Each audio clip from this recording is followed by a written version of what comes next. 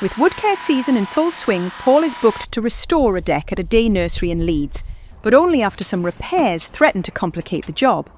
And between bookings, he's still trying to finish sanding a block-paved driveway that's already running over from the previous week. The next day, Paul heads to Otley to prepare and oil a large timber cabin and finds the homeowner's dogs are very keen to help out. They are not especially helpful though and lack some basic skills. To finish the week, Paul starts moving into the new Lockup, though before anything can be shifted, a racking system for his ladders needs building.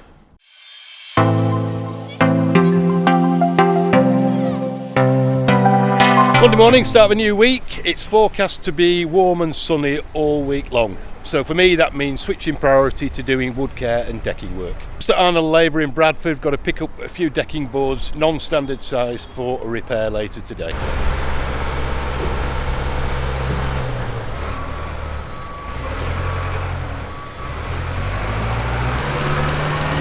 Six-inch boards are non-standard. Most that you find these days are 5-inch. They're also quite long at 4.8 metres, so I've asked them to cut them down so that I can fit them in my van.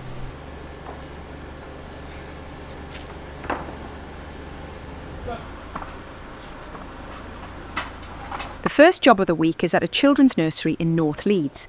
Paul visited a few days ago to carry out some preparation work, but he didn't do any filming as it was during term time. With the children now on holiday, he's back to the site to get finished off. Overall, the deck is in fairly good condition, but there are some small areas which are starting to rot. After measuring up, Paul cuts them to size and replaces the damaged sections using the timber that he picked up earlier. Once the repairs are complete, Paul sands the entire deck in readiness for the decking oil. Sanding is an important step and is the key difference between a DIY effort and a professional job. Well, the bottom deck, halfway down the garden, that's all sanded, ready to oil. This top deck, I've done the railings, the spindles and the skirt around the side, but I've still to do the deck that I'm stood on here. It's not very big though, won't take long.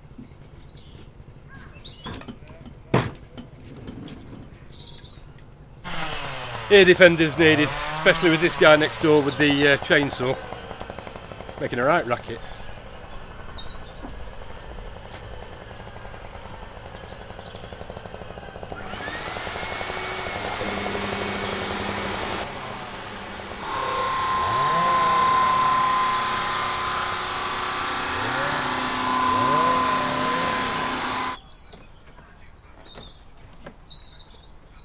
Noticed a little bit of sawdust just coming out. That normally indicates that the vacuum system needs emptying.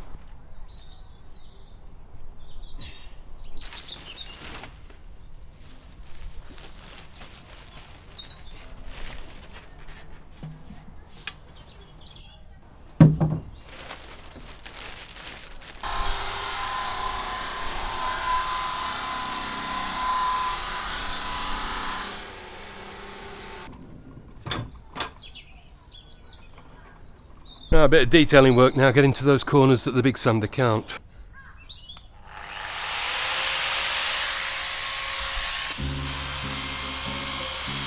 Every job is different, so Paul uses a variety of sanding tools. Narrow spindles and tight corners often need different kit or technique. But the real trick of the trade is knowing how to deal with grooved decking boards.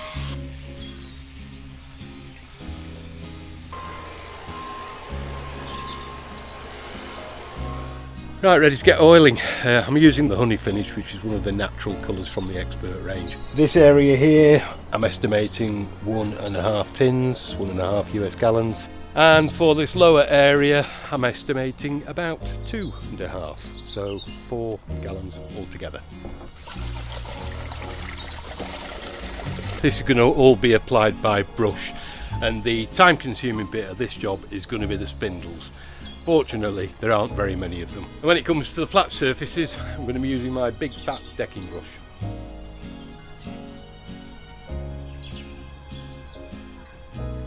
Older weathered wood that's been exposed to the elements for a number of years will always stain a shade or two darker than brand new wood.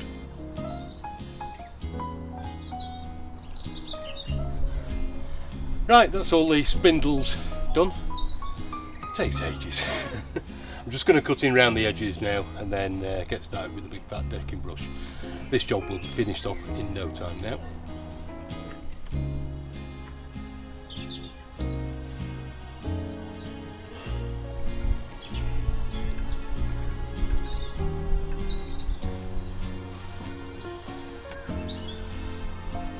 As I found out to my cost in the past, you've got to be very careful when withdrawing from a job like this. You don't want to be putting oily footprints in the paving.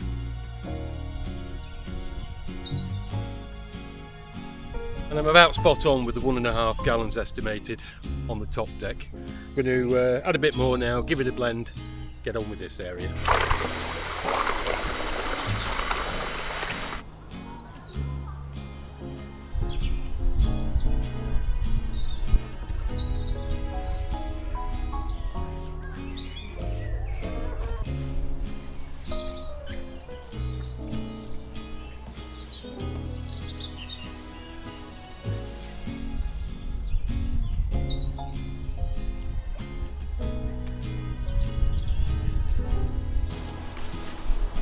I'm using plenty of oil, not making any attempt to draw it out, just a good soak in and give it a good spread. It'll all get soaked in and really add a great deal of protection to the timber. I'm just getting up to now where I did those repairs, where I replaced some of the decking boards that were rotten.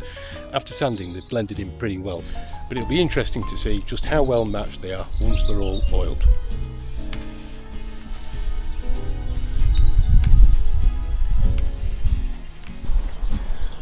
Well, I'll say those repairs have been pretty successful overall. I'm quite pleased with them. Time to beat the retreat.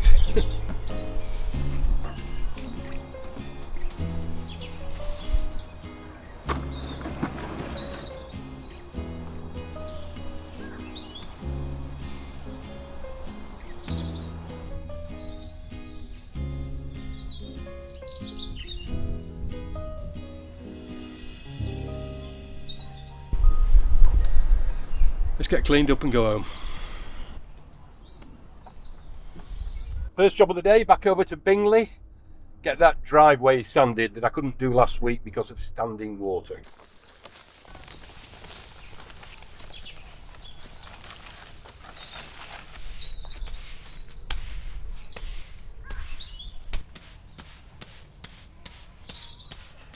Resanding block paving is a vital part of the cleaning process. The sand prevents movement of the blocks, which is especially important when vehicles are involved. Moreover, it makes for a finished look and also inhibits the growth of weeds.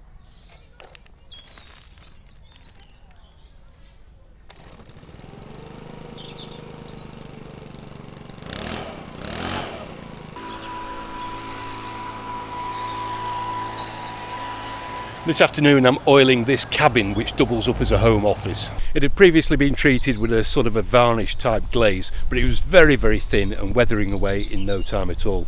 And of course there's 4 sides to it, and I was here 2 or 3 weeks ago before the rain started to get it all sanded, ready for the application of a high quality oil. And as well as that, I need to do some hand sanding around these door frames. So nice job, and actually I haven't done a cabin before, but I did do the customer's deck a few weeks ago. This is it, and I'm pleased to say it came out really well. To treat the deck I used expert stain and seal decking oil in the cedar finish. Look at that for a view. And this place is dog central. There's 2 more somewhere. Hello, how are we doing? Well, I better get cracking because there's still quite a bit to do. I'll be sanding around the front of the building, and by hand I'm going to sand all around these window frames.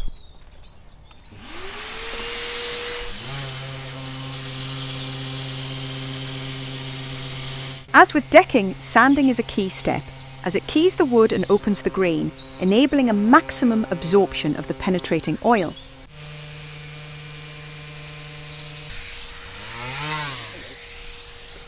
Come on. You're a big fella, you are. Come on. Yeah, no. Come on.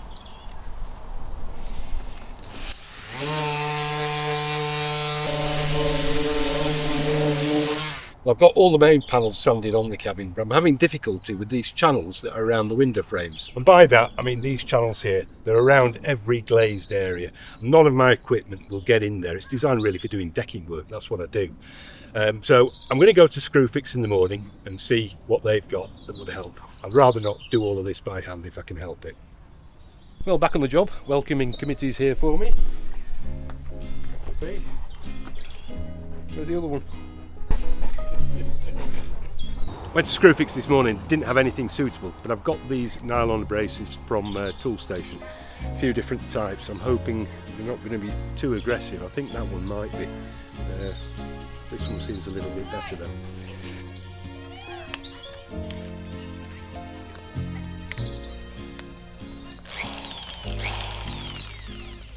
Let's see.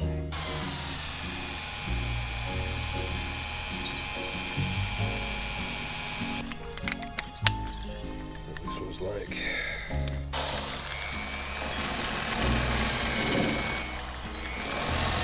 Well, this is the best tool, it's perfect actually, but I'm going to need to get a few more because they do wear out.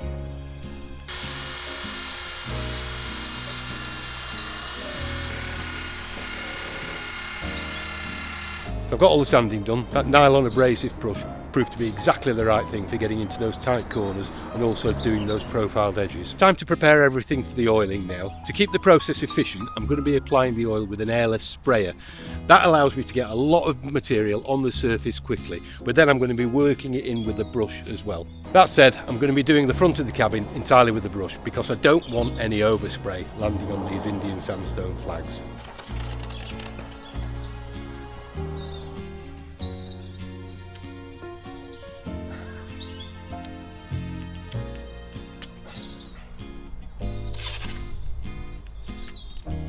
Just spotted some spiders' webs.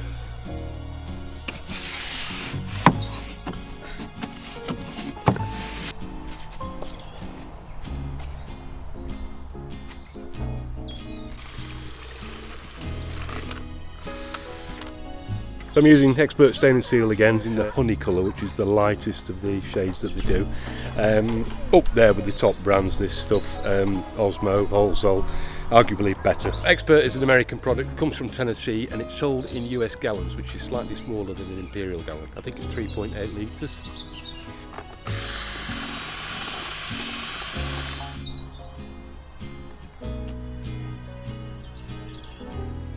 The colour's quite intense to start with, that's normal. It settles down a lot when it gets absorbed into the timber.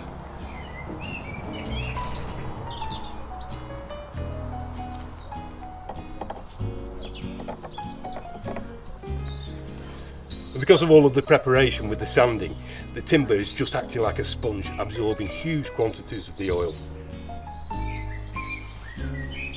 And you don't need to be too careful around metal fittings, just give them a wipe afterwards.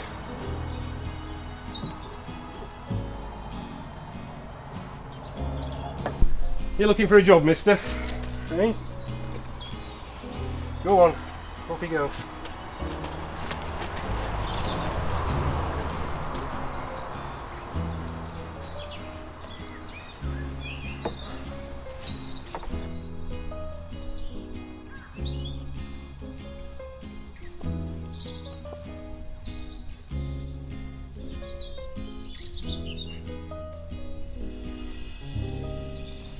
So that's got all the tricky bit round the front finished off.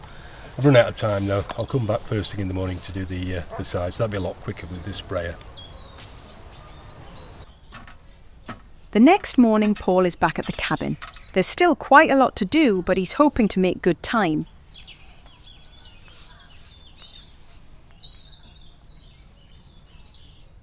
Well, finished cutting in the edges where there's a risk of overspray, or where I can't reach with a sprayer for that matter, like on the apex there. So I'm going to be using an airless sprayer. This is just a budget model. It only cost me a couple £100, but it's working out really well. A decent one can cost you a couple of £1,000. Just got to prime it first. A bit tricky sometimes.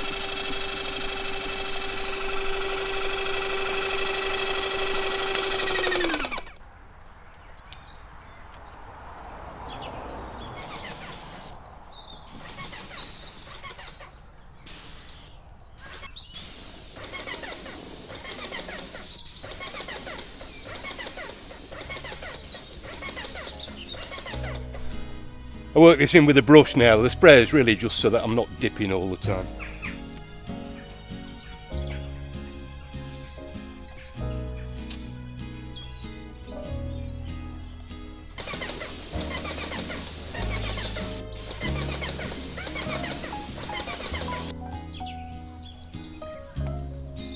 Very important to work the oil into the wood so that it absorbs as much as possible. And the great thing about this expert stain and seal product is that you don't get any drip marks or lap marks, and that's because it contains a mixture of drying and non-drying oils, so it just keeps seeping down, leaving completely flat coverage.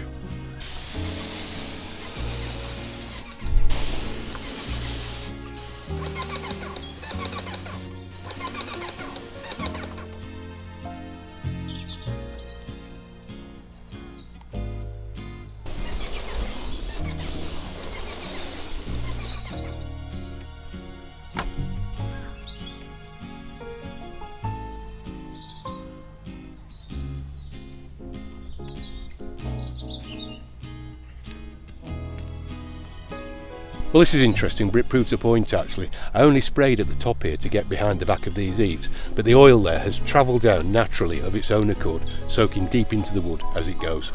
No drip marks.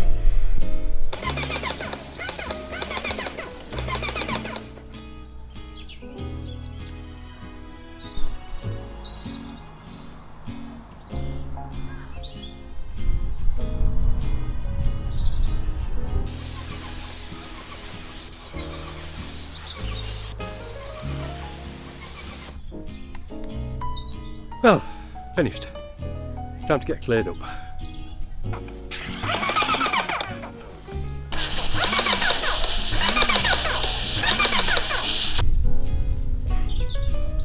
So I'm interested to find out how much oil we used. I started with 5 US gallons, so we'll see what's left. Paul always overestimates how much oil he's going to need. There's nothing worse than running out midway through, and anything left over can easily be carried forward to another job. Well, I used a lot less than I expected. I was thinking about 3.5 gallons. It's closer to 2, so the product cost of that is about 190 quid.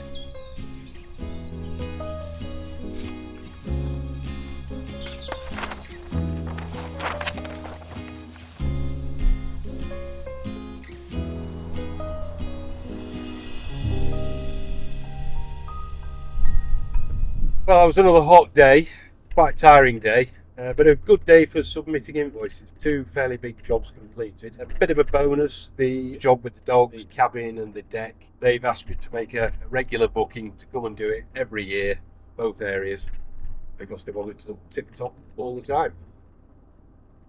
Good news. Sunday morning, down at the yard, I'm going to start making arrangements to get stuff moved from the old container to the new one. Main job for today is to put some overhead storage in there, somewhere to put my ladders and lengths of timber and that kind of thing. But before doing that, I need to move some of this stuff out to make a bit of room so I can get in the old container.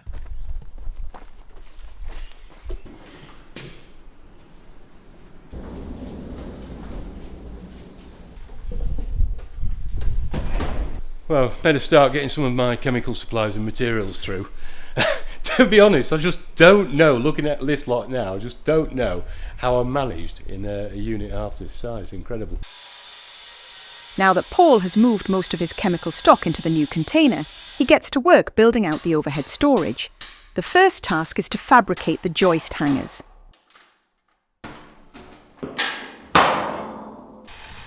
Then he cuts to size all of the 3x2 supports, before fixing them securely in place.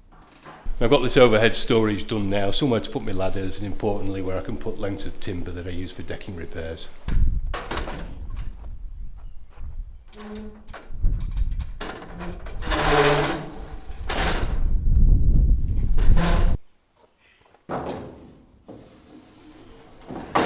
Meanwhile, back in the small container. Still lots to do to get everything installed next door and looking shipshape.